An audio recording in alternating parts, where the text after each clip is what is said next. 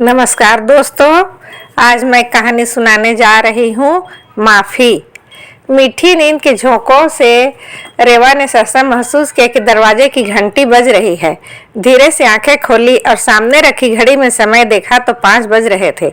इतनी सुबह कौन घंटी बजा रहा है, सोचते हुए वह अलसाई सी लेटी रही। दरवाजे की घंटी लगातार बजती गई। आखिर वह बिस्तर से उठी और अपने कमरे से निकलकर गैलरी में आई। बगल के कमरे में झांका तो बेटी ईशानी सो रही थी। असमंजस में वह दरवाजे की तरफ बढ़ी और ताला खोलने के बाद दोनों पट खोल दिए। सामने सीआरपीएफ के 2 अधिकारी गंभीर भाव लिए खड़े थे। उनकी टोपियां उनके हाथों में थी। रेवा ने हैरत भरी नजरों से उन्हें देखा तो जवाब में उनकी आंखों में आंसू छलक आए। उसे अचानक अपने पति का ध्यान आया। रविश, वह बौखलाई सी बोली, वह ठीक तो है ना? उन्होंने अपनी आंखें बंद कर ली। आंसू बंद आंखों से बहकर गालों पर ढुलकने लगे। दर्द की कई रेखाएं उनके चेहरों पर उभर आई। क्या हुआ रविश को? रेवा चिल्लाई। कमांडर पंत आगे बढ़े और रेवा का कंधा पकड़ लिया। उनके साथ सुपरिंटेंडेंट कमांडर गुप्ता भी आगे बढ़ाए। मैडम, रविश हमारे बीच नहीं रहे। कल रात बोडो उग्रवादियों ने उनको। इसके आगे रेवा कुछ न सुन सकी। एक दर्दनाक चीख उसके कंठ से निकल गई। खुले मुंह पर हाथ चला गया। वह बेहोश सी होने लगी। पंत और गुप्ता ने उसे संभाल लिया। इसके बाद तो रेवा की दबी चीख विभत्स चीखों में बदल गई। ईशानी अपने कमरे से उठकर आंखें मलते हुए ड्राइंग रूम में आई। सीआरपीएफ के अधिकारियों के बीच अपनी मां को रोते भी लगते देखकर एक पल के लिए उसका माथा ठनका। फिर उसने पूछा, क्या हुआ पापा को? जवाब में रेखा की चीखें और तेज हो गई। पंत और गुप्ता भी अपने आंसू पोंछने लगे। नहीं नहीं, ईशा चिल्लाई, पापा ने मेरे जन्मदिन पर आने का वादा किया था, वह मर नहीं सकते। बुदबुदाते हुए नीचे फर्श पर लुढ़क गई। अब रेखा को छोड़कर पंत और गुप्ता ईशानी को संभालने लगे। वह बेहोश हो गई थी। कमांडर पंत ने ईशानी को उठाकर दीवान पर लिटाया। उसके मुंह पर ठंडे पानी के छींटे मारने लगे, मगर उसकी बेहोशी नहीं टूटी। डॉक्टर को घर बुलाना पड़ा। डॉक्टर ने ईशानी की नब्ज देखी, ब्लड प्रेशर चेक किया, एक इंजेक्शन लगाया और एक तरफ निर्लिप्त बैठी रेवा से बोला, मैडम, आपकी भूमिका बहुत महत्वपूर्ण है। अपने गम को भुलाकर बेटी को संभालिए। पिता की मौत का बहुत सदमा लगा है इसे। ऐसे में अगर आपने भी सहारा नहीं दिया तो। चेहरे से हथेलियां हटाकर रेखा ने ईशानी के सुंदर और मासूम चेहरे की तरफ देखा। बेटी गहरी बेहोशी में डूबी हुई थी। रविश से उसे बहुत लगाव था। 3 दिन बाद उसका 15वां जन्मदिन था और रविश ने घर पहुंचने का वादा किया था। रविश चाहे कितने भी संवेदनशील पोस्टिंग में रहा हो, ईशानी के जन्मदिन पर वह अवश्य घर पहुंचता था। रेवा को अपनी बेटी पर तरस आने लगा। किशोर वय में ही उसने पिता को खो दिया। रेवा को अपनी किशोरावस्था के दिन सहसा याद आ गया। कहते हैं इतिहास खुद को दोहराता है। वह भी सिर्फ 15 साल की थी। उसके पिता की हार्ट अटैक से अकस्मात मौत हो गई थी। लेकिन उसके 2 बड़े भाई थे जिनका साया उसके लिए उसके पिता से बढ़कर था। ईशानी को तो कोई भी नहीं था, न भाई न बहन। यह सोचकर सिहरते हुए रेखा ने बेटी को भींच लिया। उसके खुद के लिए भी अब ईशानी के सिवा कोई रह गया है? नहीं, उसे ईशानी को संभालना है। पिता की असमय हुई मौत के गम से उसे उबारना है। यहाँ दिल्ली में आपके कोई रिश्तेदार वगैरह रहते हैं? कमांडर पंत ने पूछा। मेरे भाई व माँ यही बसंत कुंज में रहते हैं, मगर इस समय वे सभी बद्रीनाथ घूमने गए हैं। परसों तक पहुँच जाएंगे। परसों यहाँ रविश को भी पहुँचना था। 3 दिन बाद बेटी का जन्मदिन है। हताशा में फिर से विलाप करने लगी। पूरे दिन ईशानी दीवान पर बेहोश लेटी रही। उसे ग्लूकोज चढ़ाना पड़ा। कितने ही लोग रेखा के पास अफसोस जाहिर करने आ रहे थे। किसने उन्हें खबर दी उसे मालूम नहीं। वह बस लगातार ईशानी की बगल में बैठी रविश के संग बिताए दिनों की यादों में खोई रही। शाम को जब ईशानी की बेहोश टूटी तो इन दुख भरे लम्हों में भी खुशी की हल्की लकीरें उसके चेहरे पर छा गई। पापा, ईशानी बोली, तेरे पापा एक वीर व साहसी इंसान थे। उन्होंने असम में बोडो उग्रवादियों का सामना करते हुए अपनी जान दे दी है। वे देश के लिए शहीद हुए हैं। हमें उनकी कुर्बानी पर अफसोस नहीं, फख्र करना चाहिए। कहते रेखा उठी, रसोई में जाकर उसने चाय बनाई, खुद भी पी और ईशानी को भी पिलाई। चल नहा धो ले। वह उसे पुचकारते हुए बोली, तेरे पापा को सुस्ती कभी पसंद नहीं आती थी। पापा का नाम सुनकर ईशानी उठ गई। दोनों ने स्नान किया। अफसोस जाहिर करने वालों का प्रवाह थम गया था। तेरे पापा का पूरे देश में गुणगान हो रहा होगा, वह बेटी से बोली। खबरों में भी उनकी बहादुरी के बारे में बताया जा रहा होगा। गर्व कर अपने पापा पर, वह एक महान इंसान थे, तो उन जैसी बनने की कोशिश करना। ईशानी को प्रेरित करते हुए रेवा ने टीवी चला दिया। अधिकतर खबरें हाल में हुए चुनाव पर थी, फिर इधर उधर की कुछ अन्य सामान्य खबरें बताई गई। अंत में समाचार वाचक ने कमांडर रवि शर्मा का नाम लिया तो रेखा व ईशानी के दिलों की धड़कनें बढ़ गई। वह दोनों एकटक स्क्रीन पर नजरें टिकाए समाचार सुनने लगी। रविश की वर्दी पहनी तस्वीर स्क्रीन पर उभरी तो रेखा व ईशानी की रुलाई फूट पड़ी। कमांडर रवि शर्मा की कल रात किन्हीं अज्ञात कारणों से बड़े रहस्यमय तरीके से हत्या हो गई है। कहा जाता है कि उनके बोडो संगठन की एक महिला उग्रवादी रेशमी से नाजायज संबंध थे। 2 साल से रेशमी कमांडर शर्मा की रखेल बनकर रह रही थी। रेवा और ईशानी ने एक दूसरे की तरफ देखा। दोनों का मुंह आश्चर्य से खुला का खुला रह गया। इतने में कमांडर पंत कहीं से कमरे में आए और टीवी का स्विच बंद करते हुए बोले, क्यों सुन रहे हो यह खबर? मगर समाचार वाचक का बोला यह वाक्य उनके कानों में पड़ ही गया। कहा जा रहा है कि कमांडर शर्मा का रेशमी से एक बच्चा भी है। रेवा ने अपना सिर पकड़ लिया। पति की मौत की खबर ने उसे इतना अचंभित नहीं किया था जितना कि इस खबर ने कर दिया। रविश ने उन्हें धोखे में रखा, उसके साथ विश्वासघात किया, उसके रहते हुए किसी अन्य महिला से शारीरिक संबंध। इतना ही नहीं, उससे बच्चा भी। रेवा को सभी कुछ अनजान व अजनबी प्रतीत हो रहा था। उसे खुद का वजूद भी एक भ्रम लग रहा था। यह बात तो साफ थी कि रविश उग्रवादियों के साथ मुठभेड़ में नहीं मरा था और न ही वह देश के लिए शहीद हुआ था। उग्रवादी गुट ने आपसी रंजिश में उसकी जान ली थी। मेरे पापा के कोई और बच्चा नहीं है, सिर्फ मैं ही हूँ, कहते हुए ईशानी बिस्तर पर फिर लुढ़क गई थी। कमांडर पंत तब रेखा से नजरें चुराने लग गए थे। रविश की हरकतों ने संभवतः सीआरपीएफ के कर्मचारियों के चरित्र पर धब्बा लगा दिया था। रात करीब 12 बजे एक वैन घर के आगे आकर रुकी। रेखा की माँ, भाई व उनकी पत्नियां घबराए हुए से घर में घुसे और बखलाई नजरों से सभी ने रेवा व ईशानी को देखा। ऑफिस के लोगों ने उन तक सूचना पहुंचा दी थी। उनकी देखकर रेवा की जान में जान आई। भाइयों की बीवियां ईशानी की तरफ बढ़ी। भाई व माँ रेवा की तरफ माँ रोते हुए बोली, यह क्या हो गया रेवा, मेरी तरह तू भी? फिर एक दबी हुई खामोशी, एक असहजता भरा वातावरण। सभी लोग चकित। रेवा का बड़ा भाई चुप्पी तोड़ते हुए बोला, हमें रविश के बारे में सब कुछ पता चल गया है। उस लड़की रेशमी से उसके संबंध। तुझे क्या कभी उस पर शक नहीं हुआ? कहते हुए उनके चेहरे पर झुंझलाहट आ गई थी। रेवा ने इनकार में गर्दन भर हिलाई। छोटा भाई बोला, कुछ तो कभी लाई गांव से कभी कोई ऐसा फोन, या तूने कभी कोई फोन किया हो तो किसी औरत का स्वर? रेवा को सहसा ध्यान आया कि वह कभी भी खुद रविश को फोन नहीं करती थी।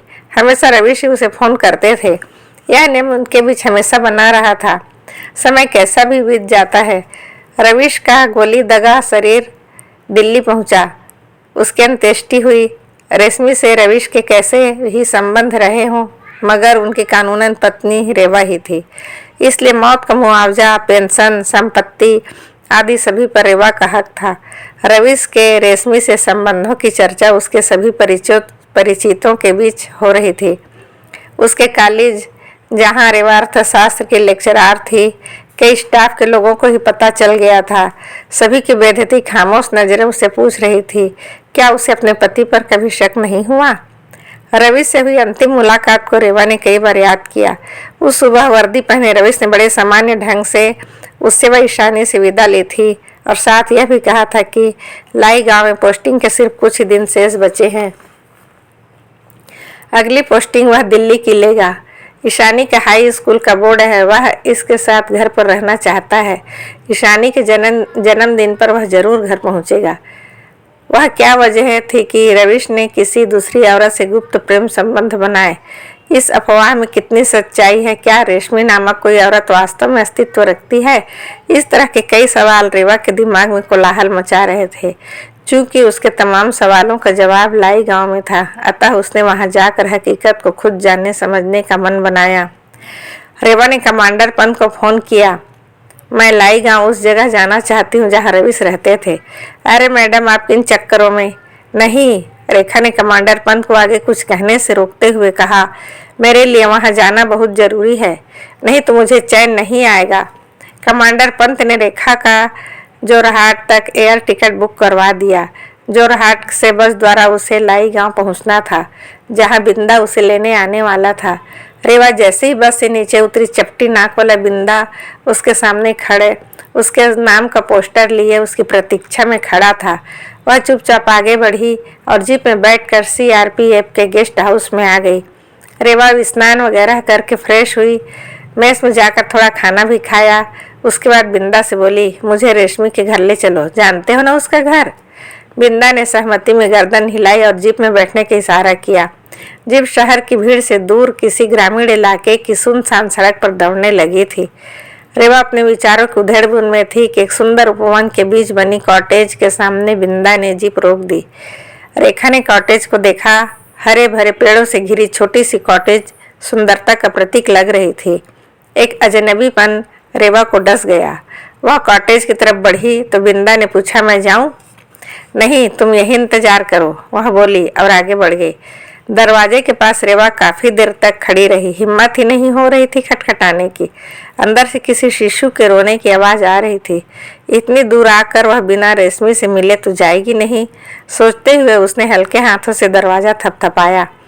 एक औरत गोदी में कुछ माह के शिशु को लिए आई और दरवाजा खोला। जैसे ही उसने रेवा को दिखाया, वह एकाएक दरवाजा बंद करने लगी। रेवा ने तुरंत दरवाजा पकड़ लिया। रेवा दरवाजा पीछे धकेल कर अंदर दाखिल हो गई। सामने दीवार पर उसे अपनी सास की बड़ी सी फोटो टंगी नजर आई। कमरे में दृष्टि दौड़ाई तो देखा लकड़ी के बड़े से कैबिनेट पर रवीश और रेशमी की प्रेम मुद्रा में तस्वीरें सजी थी। एक फोटो में रवीश, रेशमी और उनका बच्चा था। ईशानी की फोटो भी लगी थी। वहाँ सभी की तस्वीरें थी, सिर्फ एक रेवा को छोड़कर। रेशमी गोदी में अपनी बच्चा पकड़े एक तरफ खड़ी थी। बैठो, रेवा ऐसे बोली जैसे वह उसका घर हो और रेशमी उसकी मेहमान हो। झिझकते हुए रेशमी उसके सामने केन की कुर्सी पर बैठ गई। काले रेशमी बाल, गोरा रंग, वह एक जवान और सुंदर औरत थी। मुश्किल से उसकी उम्र 25-26 की लग रही थी। एक लंबी सांस भरते हुए रेखा ने पूछा, तुम्हें मालूम है मैं कौन हूँ?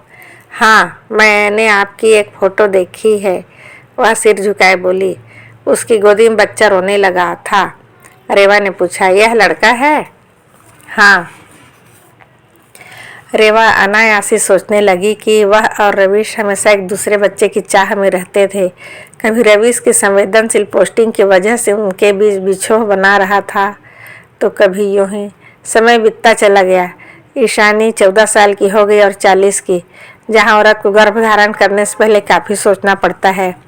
रेशमी धीरे से बोली, मुझे मालूम है आप यहाँ क्यों आई हैं। आप जानना चाहती कि मेरे रवीश से? कहते हुए उसकी आंखें भर आई। रेवा को उस पर लगा कि रवीश केवल रेशमी का ही मर्द था, उसका अपना कोई नहीं। वह बहुत अच्छे थे, वह रुंधे स्वर में बोली। फिर बड़े तटस्थ भाव से अपनी कहानी सुनाने लगी। हमारा परिवार असम और नागालैंड की सीमा पर दीमापुर जिले का रहने वाला था। पुलिस को हम पर शक था। हमारा संबंध DHD उग्रवादी गिरोह से है, जिनका लक्ष्य डिमासा जनजातियों के लिए एक अलग राज्य बनाने का है। हम पहाड़ी लोग, गांव के लोग कहां से आतंक फैलाएंगे? उग्रवादी तो पाकिस्तान के ISI के लोग हैं। पुलिस हम पर बेकार शक करती है।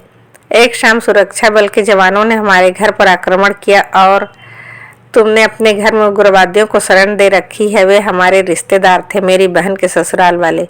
केवल शक की बुनियाद पर सुरक्षा कर्मियों ने मेरे परिवार के सभी सदस्यों को मार दिया। एक केवल मेरी ही जान बच पाई थी, रवीश की वजह से। जब तक सुरक्षा बल के कर्मचारी गोली मेरे सीने में उतारते, रवीश अपने दल का प्रतिनिधित्व करते हुए वहां पहुंच गए। उन्होंने मुझे बचाया और बाद में सुरक्षा प्रदान की।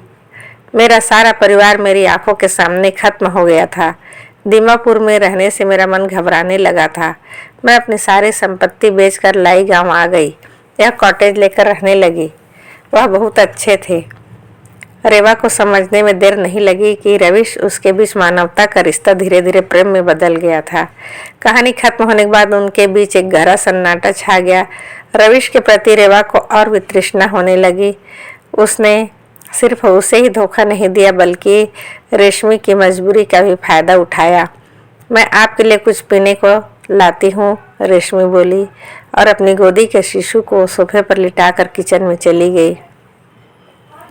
रेवा ने शिशु को देखा। शिशु बहुत सुंदर था। उसे देखकर कोई उसे बिना प्यार के रह नहीं सकता था। शिशु रोने लगा तो रेखा ने उसे गोद में उठा लिया। बच्चा खामोश होकर अपनी गहरी काली आंखों से उसे घूरने लगा, जैसे कुछ मनन कर रहा हो। ऐसे ही गहन विचार रविश के चेहरे पर अक्सर प्रकट हो जाते थे। रेशमी चाय बनाकर ले आई। रेखा की गोद में अपना बच्चा देखकर एक पल के लिए ठिठकी, फिर उसे चेहरे पर एक भीनी मुस्कान तैर गई। क्या नाम है इसका? रेवा ने पूछा। मनु, उन्होंने ही रखा था। रेवा ने अपनी आंखों से सब कुछ देख सुन लिया था। अब वहां ठहरने का कोई मतलब नहीं था। उसने रेशमी से विदा ली और जीप में बैठ गई। न जाने क्यों रेशमी से मिलकर उसे एक हल्कापन महसूस हो रहा था, जैसे सिर से कोई बोझ उतर गया हो। दिल्ली लौटकर रेवा की ठहरी जिंदगी ने रफ्तार पकड़ ली। उसने अपने कॉलेज जाना शुरू कर दिया। ईशानी भी अपनी पढ़ाई में तल्लीन हो गई। रविश मर गया था मगर वह केस थमा नहीं था। जांच पड़ताल चल रही थी। खबरों में कुछ न कुछ उस केस से संबंधित आता ही रहता। रविश के साथ उल्फा, डीएसडी, उग्रवादी गिरोहों की चर्चा भी हो जाती। रेवा अपनी जिंदगी की इन सभी से बहुत दूर मानती थी। लेकिन 2 माह बाद एक दिन रेशमी को टीवी के पर्दे पर देखकर रेवा चौंक गई। वह पुलिस हिरासत में थी। पुलिस के अनुसार वह पहले से ही डिमा हलीम डोगा आतंकवादी गिरोह से संबंध रखती थी। फिर अभी हाल में उसने रविश के हत्यारों से बदला लेने के लिए कईयों को मौत के घाट उतार दिया था। उसके बच्चे की चर्चा भी होती। उसे देखने वाला कोई नहीं था। वह बच्चा फिलहाल किसी बाल कल्याण संस्था के हवाले है। बाद में सरकार फैसला करेगी कि उसे कहाँ भेजा जाए। सहसा रेवा के सामने उस मासूम बच्चे का चेहरा तैर गया। कुछ निर्णय लेते हुए रेवा ने कमांडर पंत को फोन लगाया। मुझे रविश के बच्चे की कस्टडी चाहिए, वह दृढ़ स्वर में बोली। कुछ पलों के लिए कमांडर पंत खामोश बने रहे, फिर बोले, मिसेस शर्मा आप महान हैं।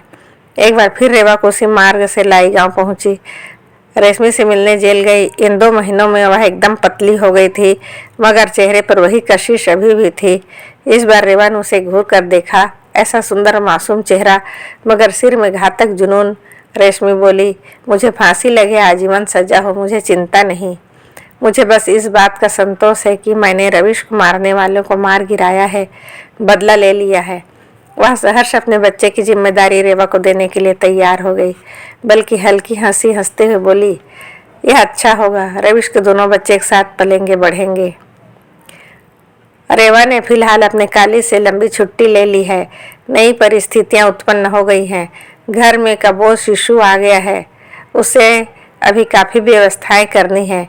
घर में बच्चे से संबंधित तमाम वस्तुएं बिखर गई है, पालना, दूध की बोतलें आदि। ईशानी छोटे भाई के देख रेख में रेवा का पूरा हाथ बटाती है। एक दिन रेवा बच्चे को बोतल से दूध पिला रही थी और ईशानी बगल में बैठी उसे मंत्र मुग्ध निहार रही थी। पिता की मौत से जो अभाव उसकी ज़िंदगी में आया था, बच्चे ने उसकी पूर्ति कर दी। सहसा वह बोली, माँ आप बहुत महान हो, आप में इतनी अधिक क्षमाशीलता है, मुझे आप ही की तरह ही बनना है। अलविदा दोस्तों, अगली कहानी में फिर मिलते हैं।